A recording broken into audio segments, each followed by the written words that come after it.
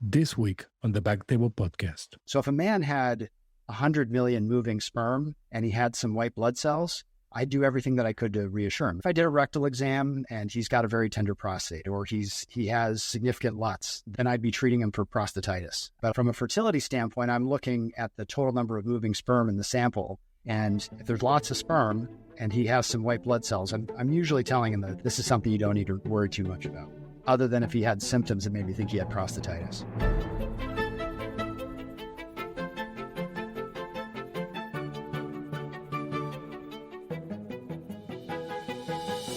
Hello everyone, and welcome back to Backtable Urology podcast, your source for all things urology. You can find all previous episodes of our podcast on iTunes, Spotify, and at backtable.com. Now, a quick word from our sponsors. Fellow provides mail-in semen analysis for clinics looking for improved compliance and a patient-friendly solution to vasectomy and fertility testing. Their CLIA certified lab combines the ease of a mail-in semen analysis with peer-reviewed clinical performance to provide reliable results in less than 2 business days. Fellow's testing dramatically improves the experience for patients and clinic staff, achieving compliance rates of up to 95% compared to published rates of 30 to 50%. Here's a couple data points. Urology of St. Louis has tested over 3,000 patients with Fellow, and their compliance rate increased by 62%. And the VA Boston saw a 119% increase in compliance for post-vasectomy testing with Fellow.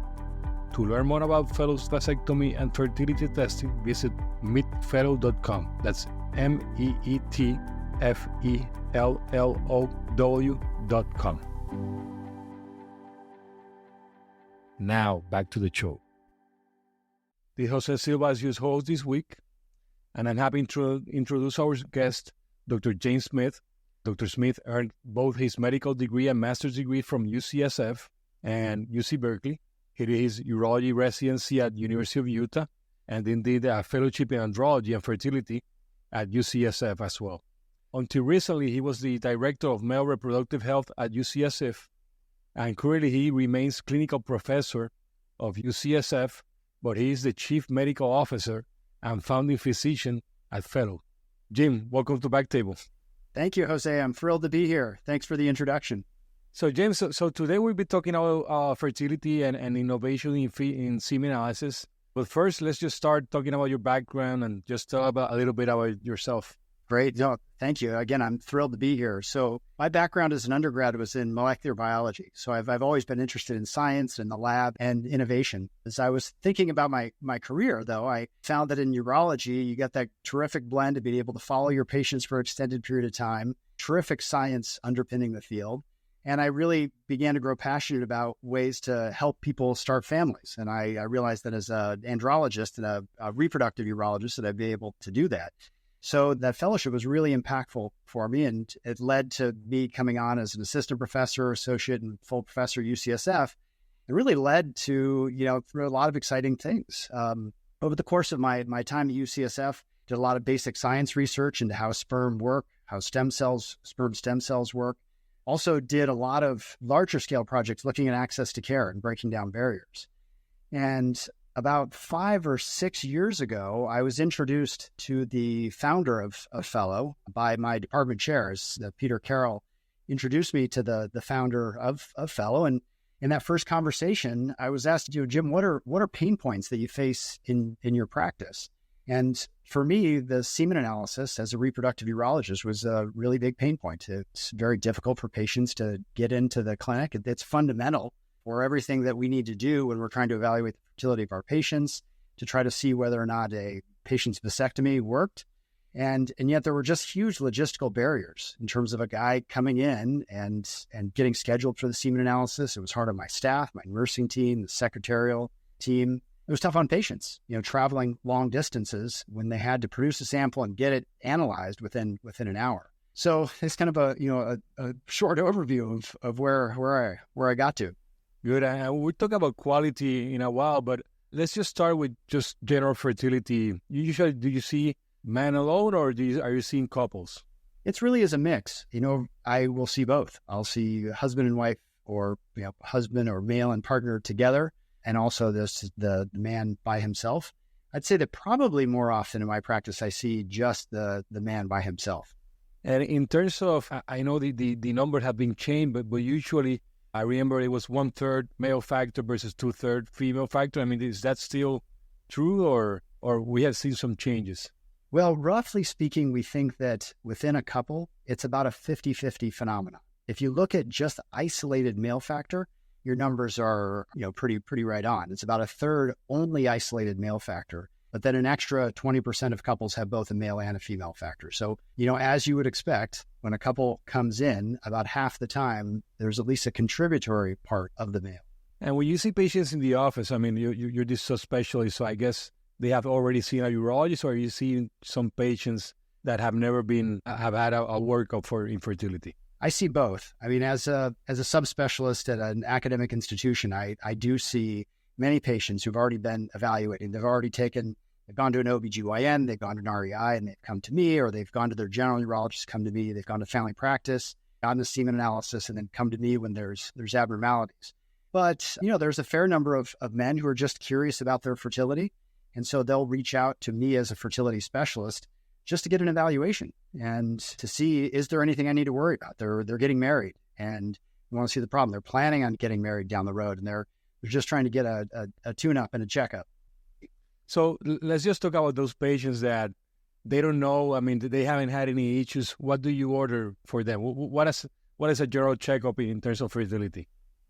Yeah, so the answer for me as a subspecialist is a little bit different than what I would teach my residents, for example, or what I would say on board. In general, the minimum evaluation would entail a history, physical exam, and from a lab standpoint, at least one semen analysis, but often two semen analyses, and at a minimum, a testosterone and FSH. I typically will expand that list to have a more full picture of the pituitary. Often patients are waiting a long time to get into the subspecialist. So I'll often expand that panel of testing. But at a minimum, semen analysis or two, FSH and testosterone, history and physical. And you mentioned already the semen analysis, and what were some of the barriers of people doing semen analysis. And I'll talk as a general urologist, and I see the difference between a patient going to just the lab in the corner versus actually going to a fertility clinic. I mean, and I guess now with Fertility it's different, but in the past, that patient that just wants to do a general checkup, I mean, do you always tell them to go to specific lab, or what do you do in the past? So, it gets to be the convenience as well as things like, does your insurance cover? So for Northern California, patients who are coming from hours away to relatively close by in San Francisco. And so it really depends. Some of my patients are in the East Bay of San Francisco or in the South Bay of the Bay Area. And so we'll look for places that they can get their semen analysis done.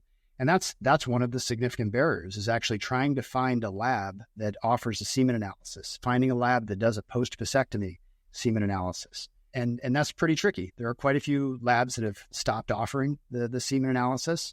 In many of the far-flung areas, they may not have a lab to do the semen analysis. So those are challenges. And those were really some of the main pain points that got me really interested in the concept behind Fellow in the beginning. So you mentioned the accessibility. I mean, and traditionally, it's 45 minutes that you need to process the sample, right? Or an hour. Was it a little bit an hour? Okay. 1 hour. And you mentioned access before. Is there literature around this? Around semen analysis and access to that semen analysis? Well, it depends on what you talk about. I mean, there's literature around things like compliance with testing, for example, as terms of one metric of access. The AUA guidelines recommend that all men get a semen analysis after they get their vasectomy done, usually around 12 weeks or so after the vasectomy. And your studies typically are around like 25 to 50% compliance with that. And that's, in partial due to the kind of barriers in access, one way or the other. Like many conditions, we suspect that race, education, income are all potential barriers. The kind of occupation that a person has, the ability to take time off of work and drop everything that they're doing and go to a place, produce a sample, in a lab in the middle of the day. So there are lots of logistics barriers. There can be cost barriers. The cost for semen analysis ranges quite widely and can range from $150 up to $500 for a semen analysis. And insurance often doesn't cover very well. So when the founder of Fellow approached you and he told you that, hey, there might be a solution, how do you approach this? I mean, you will fall in with a suggestion, or what happened at that point? Well, for me, this was really at the time was very much just one of many projects that I had going on. We were doing interesting work in sperm physiology and putting electrodes into individual sperm and watching how ions flowed across individual sperm cells. So this idea was something that in the beginning wasn't too much. And I was only spending about an hour a month even doing this. But as time went on, I got more and more involved and eventually led the scientific team in developing the Fellow kit. And so we had to test a range of conditions. We had to figure out why it was that the WHO requires a 1 hour time to get the sample in. And in large part, it's due to the inaccuracy of cell death, of the loss of motility. So motility in a semen analysis is a marker for the cells just died. And if the sample is produced and then analyzed after an hour, you really can't give an accurate result because the cells have died at inconsistent rates. So what we had to do in the lab in the beginning was really to figure out, what drives that. And we found that temperature was important. The kind of sperm media that you use was important. Bacterial overgrowth was important. And so these were all factors that we were testing extensively and with thousands of semen analyses and many different permutations of these parameters. And we were able to design a kit, and that's led to the clinical validation paper that we published in Fertility and Sterility a couple of years ago, where we were able to show that with the kit, you can see a linear decline in motility. And so now when a sample shows up in the Fellow lab, we're able to correct for a known decline in motility over time. So if a sample shows up anywhere up to 52 hours after production, we can give a highly accurate semen analysis reading. And that's really a game changer, because then my patients who live 3 hours away can produce a semen sample, and those are shipped overnight back to the Fellow lab. It comes, say, 35 hours later. And that patient doesn't have to take a long trip, a 3-hour trip here and a 3-hour trip back, is able to get a CLIA accredited semen analysis from the comfort of their own home.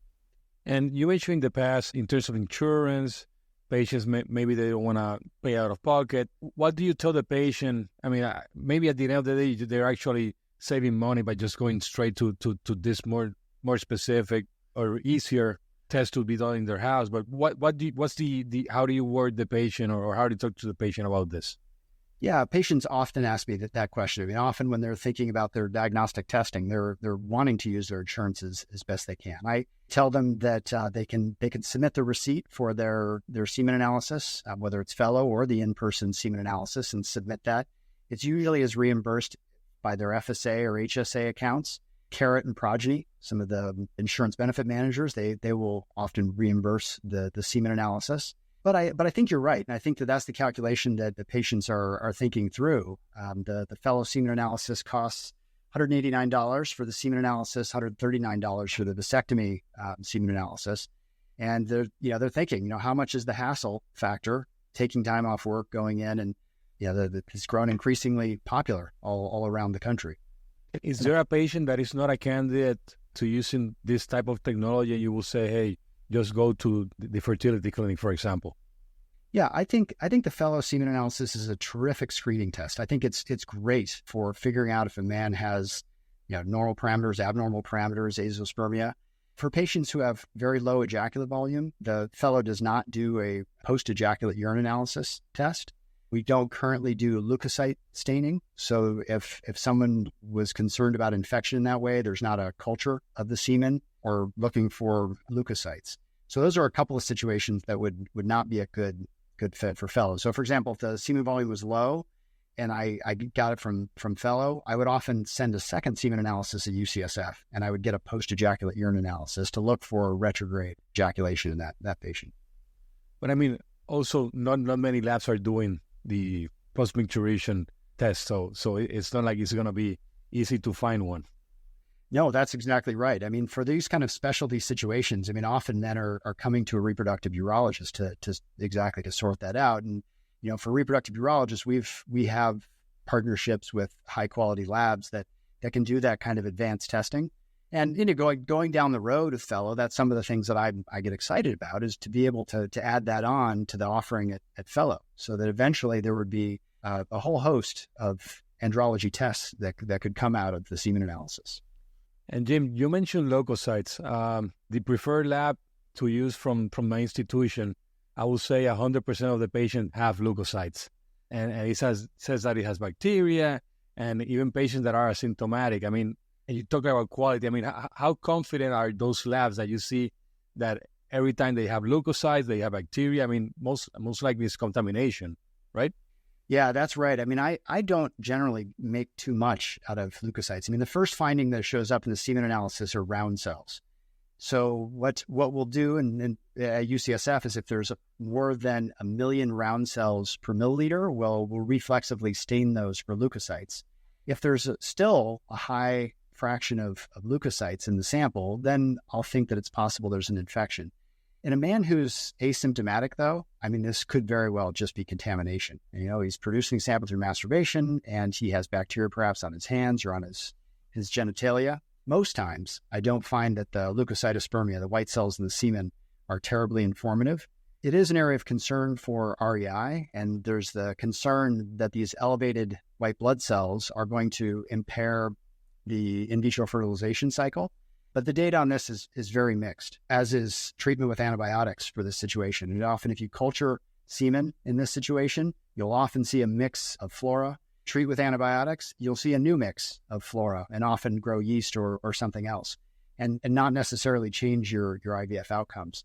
So this is kind of a tricky area, but I've grown to think that it's not a terribly helpful metric on the semen analysis.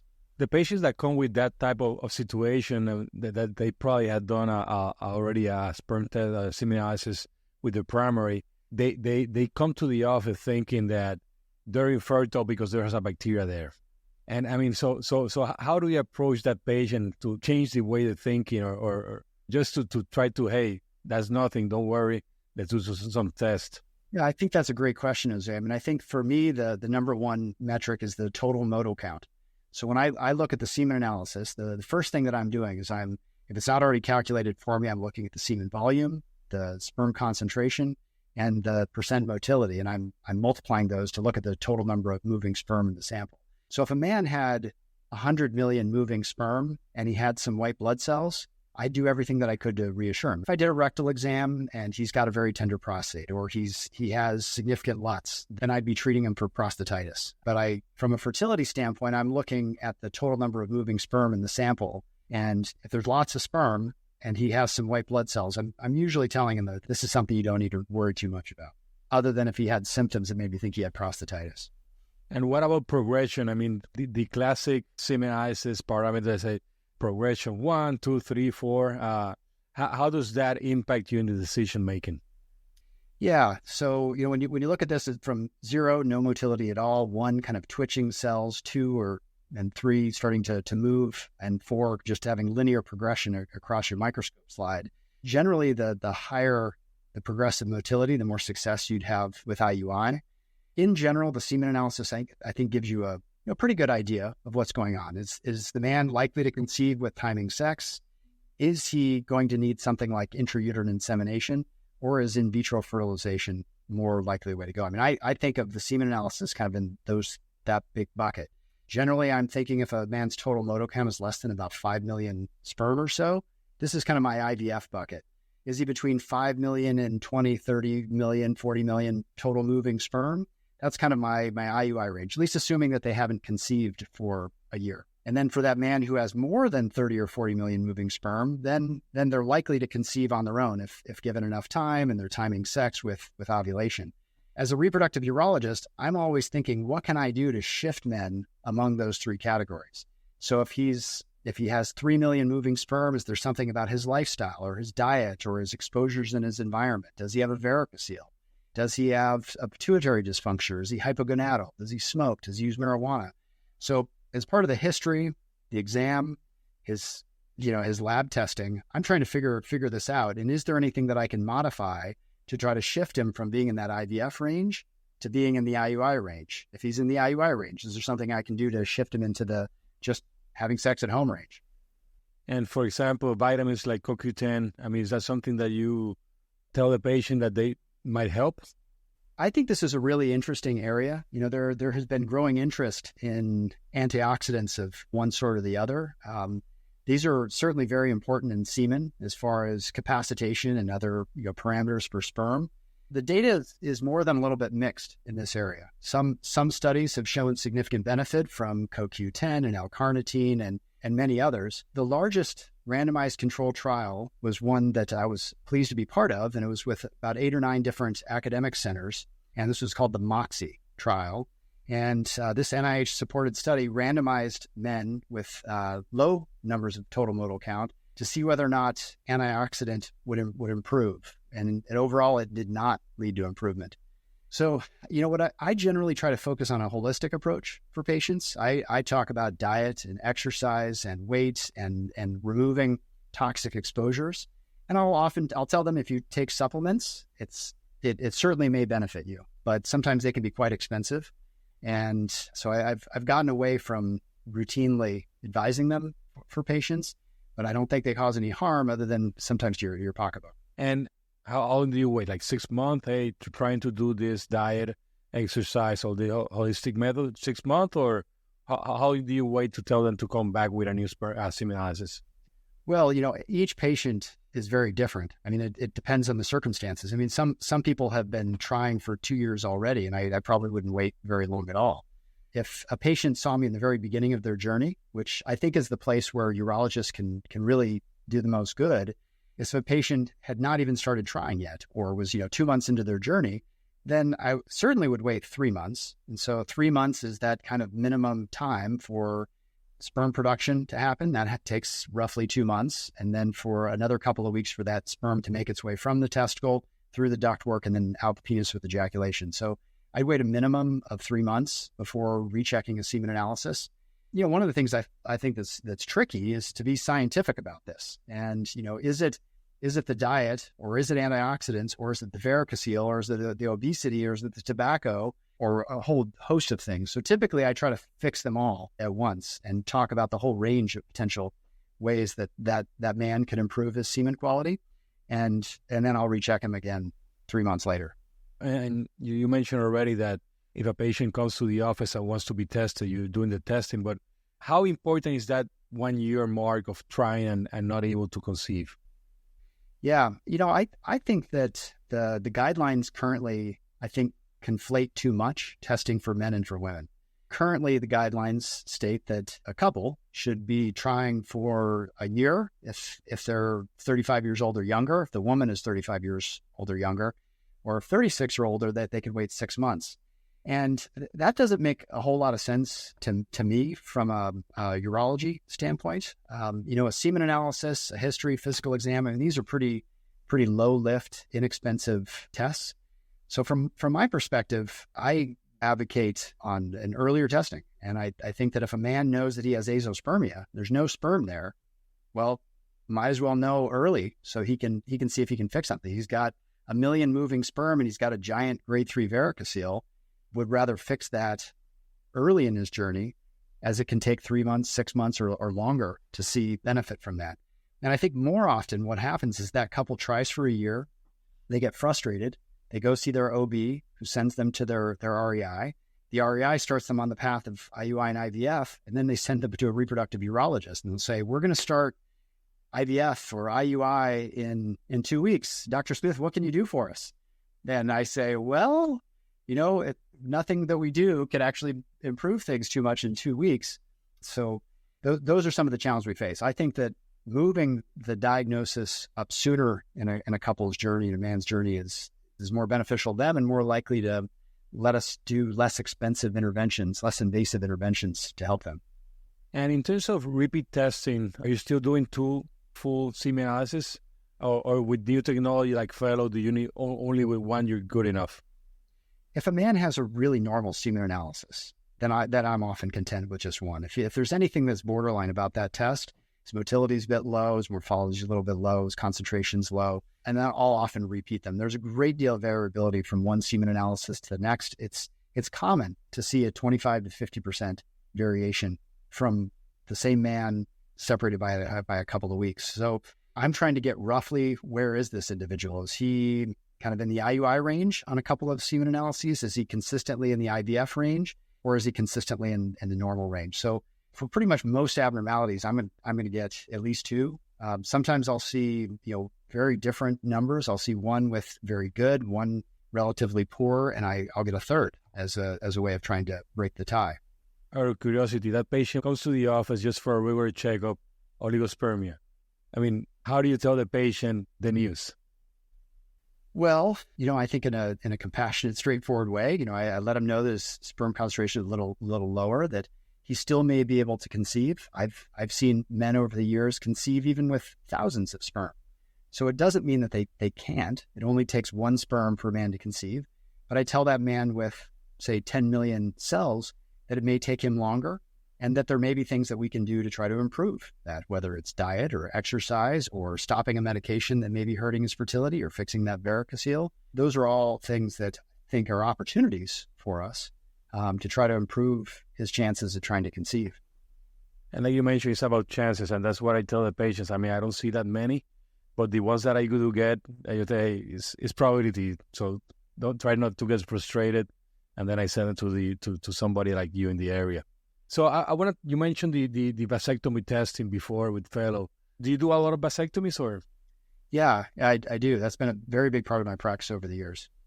And in the past, I mean, how's your testing rate post vasectomy?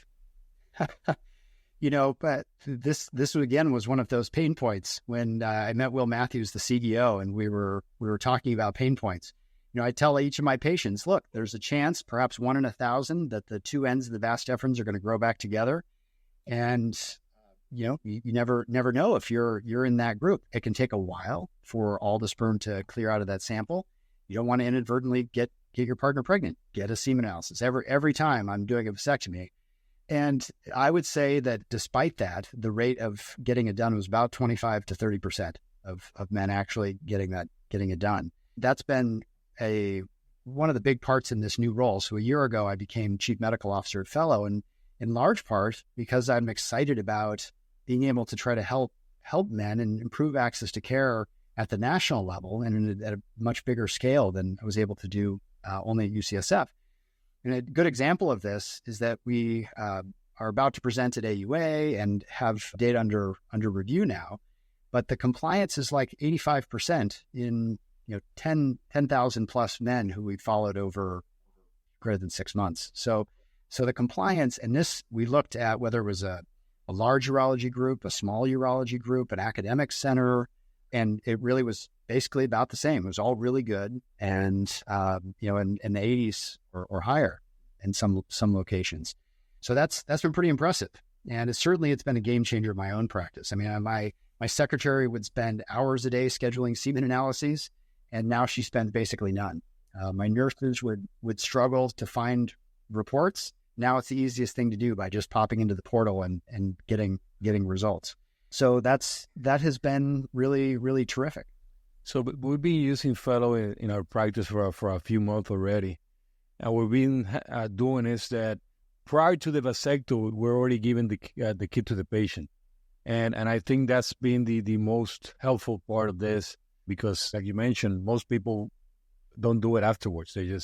Maybe they call you 2 years after, hey, I just want to do it. I broke up with my wife or with my girlfriend. I just want to know.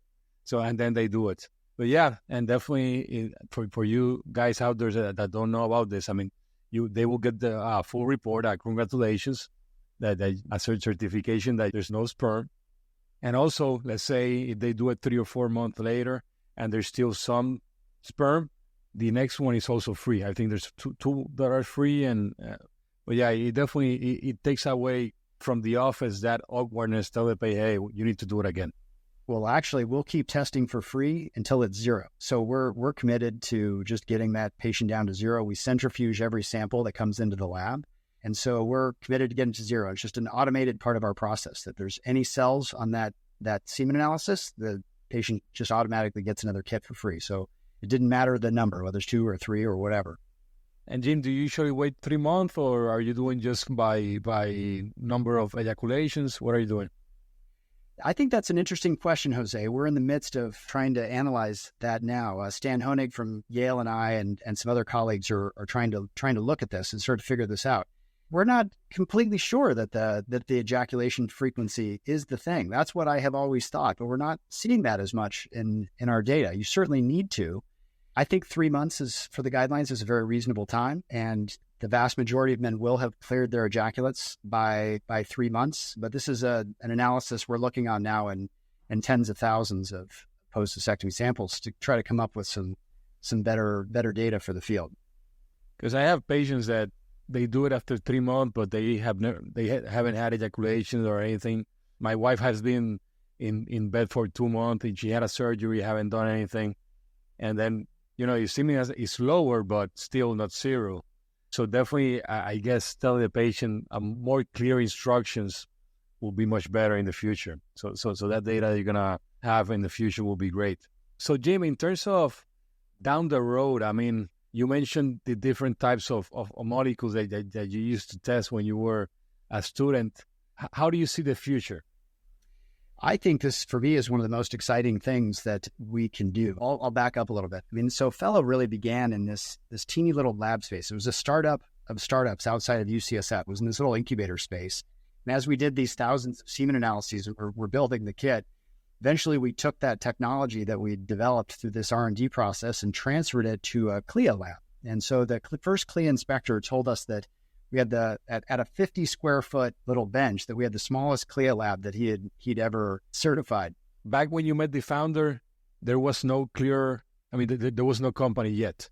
There was nothing. No, when I met the founder, I met him outside of UCSF in a cafe. There was just, an idea. I mean, he's a really bright guy, had been investigating the space and wanted to do something in male reproductive health. It really came directly from doctors and patients, and what are some of the needs that we have as urologists caring for our patients. Awesome. And then you went to work. Well, so then as a team, there were some terrific engineers and terrific folks who really did a lot of the hard work to get this done. And it was, a pretty expensive process to develop the Fellow kit. But I remember back in the beginning, there were exciting once it did turn into a company, was CLIA accredited, where Will would tell me and he'd say, Jim, there were 10 semen analyses this week. And that just kept ramping up. And 2 weeks ago, there were about 450 semen analyses in one day. So it's been, a really exciting ride. And where that leads to your question is that what we're able to do really well now is to get a semen sample from any place in the country to one really high quality lab in the Bay Area, in San Leandro near the Oakland airport. And there is a lot of information in a semen sample that we just don't currently have the capability to test at scale. And there are certainly molecular markers. Some colleagues have looked for epigenetic markers in semen that perhaps could predict fertility outcomes. Perhaps there are environmental markers, whether it's environmental toxicants or other markers in semen that we could learn about. And that's one of the things that I'm excited to do down the road as the company continues to grow, is to try and develop brand new tests that can actually move the needle for our patients. Just like genomics for high risk versus low risk, just go straight to this. That would be awesome. That's right. I mean, the semen analysis is really helpful to put men into these groups. Things look generally pretty great. You're kind of low, but okay, you may be able to conceive, get enough time to really low. Look, IVF may be the right thing, but can we do better than that? Can we develop better biomarkers that are helping to predict who's going to succeed with your varicocele surgery? We still don't know that terribly well. And going down the road, could we predict something about BPH or other aspects of a man's reproductive health? I'll circle back around to one of the things that I'm also excited about. When I think about breaking down barriers and access to care, one of my colleagues was very curious about whether or not Fellow would break down barriers in access from an education, income, and race standpoint. This is a colleague of mine named Alicia Talani, and Dr. Talani is an REI fellow at UCSF. And we have a fertility clinic at our San Francisco General Hospital, our county hospital. And she was finding that it was really often very difficult for these patients to get a semen analysis, and they couldn't proceed with any their REI care until they had a basic semen analysis. So she and I began collaborating and wanted to look to see whether or not there would be differences in men turning in their kits based on race, education, income. And we hypothesized that there would be really big differences. So Alicia presented these data at Pacific Coast Reproductive Society just the other day down in Palm Springs and found that Bell appears to really break down those barriers, that the rates of getting the kid back were 90% or better. And it didn't matter whether a person was black, white, rich, or poor. And so that really was an exciting finding for us. And that's the kind of thing that's really exciting and motivating for me in this new role, to be able to try to help our patients that way. So Jim, in terms of the kit per se, can you walk us through for the others that have never seen the kit? Does it have any ice packs? What does it entail? Right. The semen is actually best nearly around room temperature. So if it gets too hot or if it gets too cold, then the cells will die at less predictable rates. So the kit itself, the full semen analysis kit, is shipped back overnight. And this is in contrast to the post-vasectomy sample that is shipped just by ground shipping. You take 3 to 5 days for the sample to come back. But the main fertility full semen analysis, that has a gel buffer that's built into the pack. And so it's basically designed to buffer that temperature around room temperature. And so not hot or cold. We found that actually impaired the linearity, that drop in motility over time. So again, the main things were keeping that temperature roughly stable. We've tested this extensively in the lab. In the lab here, we have a fancy oven that allows us to oscillate the temperature to mimic what a sample experiences during shipping. We've looked at over 10,000 samples to kind of get a sense of what that range is, and then we're able to test that range on our samples. So the kit itself has a gel pack to buffer that temperature. It has a proprietary preservative that gives enough sperm nutrients to keep the cells alive. We found that was very important too. If you don't have enough of this media, the cells would die. They'd live for a while, and then they would just drop off this curve. And also having an antibiotic was another, among several, this was a really important finding. If bacteria clumps and that man hasn't washed his sample, his hand well, gets bacteria in the sample, if there's lots of bacterial overgrowth, that can cause clumping of the cells, and you can't get an accurate semen analysis reading.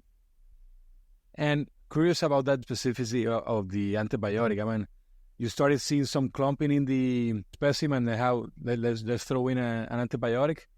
Well, so what we'll see in the lab, so we'll open up a kit and we'll assess. The first thing that we do when the kit arrives in the lab is we assess how long it's been since the man produced the sample. So if it's longer than 52 hours, that sample gets rejected and the man just gets a free kit. And so there are those kind of delays. Sometimes if there's a blizzard in the middle of the country and a sample's coming from Florida to California, it doesn't happen too much. UPS does a really good job. So that's one of the checks. Another check is to do a quick look. So every sample that comes in, a slide is made and there's a quick manual check. Is this normal? And if it looks roughly, there's a lot of cells there, then we have an automated approach, a CASA approach for the analysis. If on the quick look, there's not very many cells, then it's a manual semen analysis that we do. And that's also the stage where we can tell if there's a lot of bacteria. If you could just see all the cells have clumped up. At that point, the damage is done. And so we would reject that sample, send another kit, just a free another kit, and it would go back out and make sure to wash your hands and produce the sample as sterile or clean as a way as possible. So just to summarize what we were saying in terms of the high quality lab that you guys are running this test, there's the temperature control that you do it by the gel. There's the nutrients, antibiotics, and also the data that you collected to know the grade of the cells. Yeah, that's right. And it's very different at a lab where we average now more than 300 semen analyses in a day. And there's no lab in the country, let alone the world, that one lab is doing hundreds and hundreds of semen analyses. So as far as our CLIA lab is concerned, we're making sure that everybody has their training up to date, the machines are calibrated regularly, that QC is happening every single day. So this is something that really sets us apart from most labs. We are really the busiest lab. So our team is very, very good at doing semen analyses. And the 52-hour mark was just based on your data? Correct. So we looked at it longer than that. So we found that linearity as time went by, we actually looked out to about 4 days, and it remained linear a little bit longer than that 52 hours. But as time went by, either the nutrients disappeared and it would die, or we could also find the bacterial blooms also occurred over time. But in that 52 hours, it was highly linear decline. We had highly accurate predictability. And in terms of the patient per se, how long do you tell the patient to be abstinent? 2 days usually. So 2 to 5 days, kind of the sweet spot. And that's something that we'll track as far as the semen analysis goes. We'll ask them how long had they abstained. And does it changes your variable? I mean, does it change if it's 2 days or 3 days in terms of the report or something? You know, Jose, I think that there's some really interesting insights that are going to come out of our fellow lab to be able to try to answer that kind of a question. What we've built into the whole fellow experience is every man is asked if he'd be interested in participating in research. He fills out a long questionnaire if he's willing, and we utilize that data to try to answer many of those questions. So we've now have submitted or have accepted many abstracts diving into details of male reproductive health. And it's something, again, that I'm really excited about. And so, you know, I'm excited to collaborate with partners around the country to be able to answer questions like that. So, Jim, in terms of quality, I mean, there's mention that quality has been decreasing in the last couple of years or a long time ago. But is that something that you've been seeing, or have you been able to study that on your research? Well, I think it's really an interesting question, Jose, and I hope to be able to answer that question. I mean, research is a big part of what we do at Fellow, and we've built research and these kinds of understanding into everything we do. Men are asked to participate in research. Over time, as the sample grows, I'd like to be able to answer your question well, and so I haven't looked at that yet in the Fellow data. In general, COVID and other febrile illnesses are bad for fertility, and so I definitely advise my patients to try to avoid COVID when they can, particularly in that fertility window. But I would like to study that. There's no current national surveillance system for semen analysis, and that's something that I think Fellow might do a really good job at. Easy to get a semen analysis. Imagine, could it be built into something like our NSFG, the National Survey for Family Growth? There's no current system like this to assess whether or not there's an epidemic of fertility problems. And fever or illness like COVID, is the damage permanent? Or, I mean, is there data about it, or there's nothing right now? There is data on this, and it does not appear to be permanent. Most men tend to recover in 3 to 6 months after their illness is resolved. So this is a time where I'd repeat the semen analysis. Sometimes I'll see men with a normal semen analysis. Then their quality will fall off the map. I'll talk to them and they'll tell me they had the flu, they had COVID, and they recover. We repeat a semen analysis 3 months later, and we see that their numbers are coming up. So that happens nearly every time. And is it decreasing amount in total sperm? Is it motility? Is it the morphology? What exactly do you see? Yeah, it can cause abnormalities in all three. So it can cause the concentration to go down. It can cause more cells to die, and so show poor motility. So that it can affect morphology as well. And do you think in the future we're going to see a different way that semen analysis is reported? It's not going to be the WHO anymore. It's going to be the Fellow report or something. I think that, I don't know about that. I don't think the WHO is going to go away. I think that developing this way has broken down huge barriers. I think it's made it so much easier for us as urologists. It helps our staff in enormous ways. It's vastly better experience for patients. Recently I was talking to a colleague, and we were out at dinner, and he said, imagine if you were to ask a woman to come into your lab and masturbate and produce a sample. And if you think about that, that's what we're asking men to do. We're asking them to come and do something that's so personal and so private and usually not talked about all that much. And we're asking them, come in and masturbate in your office or in your lab. And just something that a fellow can make so much nicer and better. And do you think at some point insurance will be covering this type of kits? I hope so. I think that would be great for our patients. Jim, anything else you want to add? It's been a pleasure to chat with you, Jose. Thank you so much for having me on. No, likewise. I definitely learned a lot. And like I said, I use the kit. I'm not seeing that much fertility patients, but definitely for the semen analysis. And it's easier for the patient.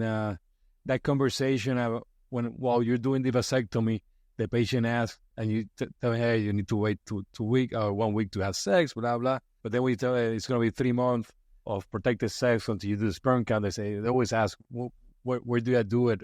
Do I have to go to a place to do it? So definitely with this, that awkwardness, it's much better. Yeah, I think that this really just offloads a bunch of that work from the doctor. From me, it means that fellow is sending text reminders to patients, they're emailing patients, and it just, I don't have to burden my staff who's already overworked with this extra task. And I know that the fellow does a really great job, and patient does in the comfort of his home. And that's been a real huge win for me in my practice. It really has. So Jim, thank you for being Backtable. My pleasure, Jose. Thank you so much for having me on.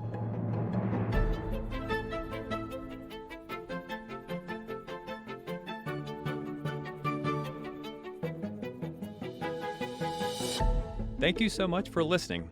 If you haven't already, make sure to subscribe, rate the podcast 5 stars, and share with a friend. If you have any questions or comments, DM us at _Backtable on Instagram, LinkedIn, or Twitter.